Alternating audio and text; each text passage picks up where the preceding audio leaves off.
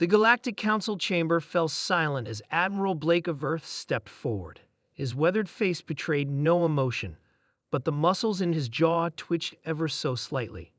Behind him stood three other humans, their postures relaxed yet somehow menacing in their stillness. Representatives of the Galactic Alliance, Blake began, his voice measured and calm. For 50 years, humanity has abided by your rules. We've limited our military presence.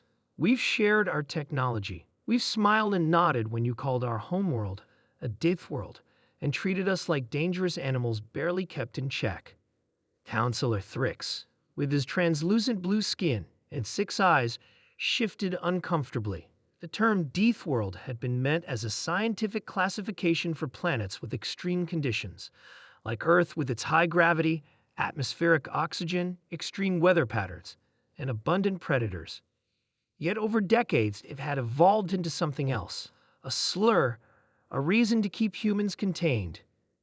And now, Blake continued, you've allowed the Vrox Empire to attack our colony on Epsilon 9, claiming it was unsanctioned territory, despite our filed paperwork from 8 years ago.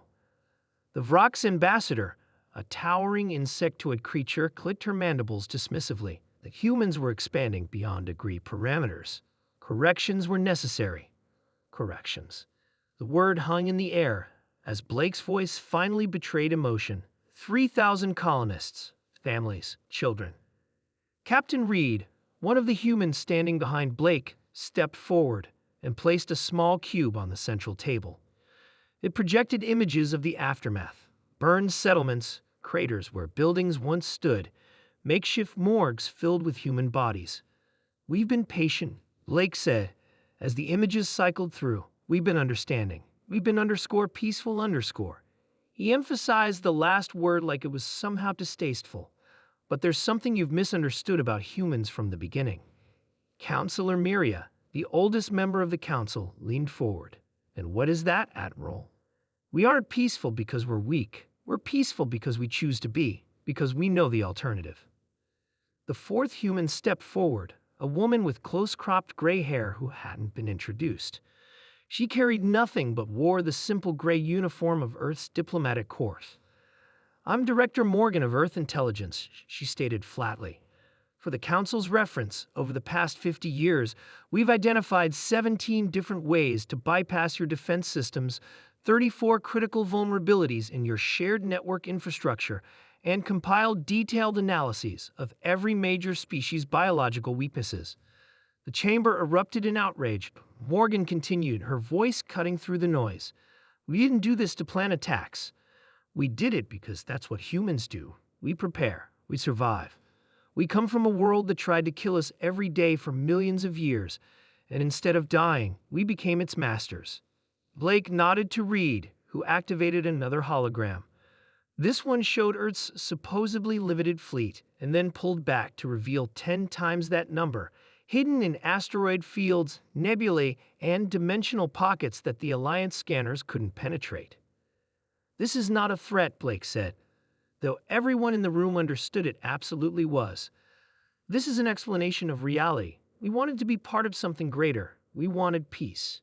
But if you force us to choose between peace and survival, we will always choose survival. Counselor Thrix's voice trembled. What are your demands? Justice for Epsilon 9. Full reparations. The immediate cessation of all restrictions on human expansion and military development, and the recognition that Earth and all human colonies are sovereign territory, not subject to Alliance oversight. The Vrox ambassador chittered angrily. You cannot possibly expect. We expect, Blake interrupted, exactly what we are due. The Vrox will surrender those responsible for the attack, or we will take them. This is madness, another counselor whispered. You're outnumbered 100 to 1. Director Morgan smiled thinly. Numbers didn't help the predators on Earth when humans decided they needed to go. We didn't conquer our world with overwhelming numbers. We did it with ingenuity, determination, and the absolute certainty that nothing would stop us from protecting our own. Captain Reed shut off the hologram and retrieved the cube. You have 24 hours to decide. Either the Galactic Alliance becomes a true partnership of equals, or humanity will forge its own path. As the humans turned to leave, Counselor Miria called out, "And if we refuse?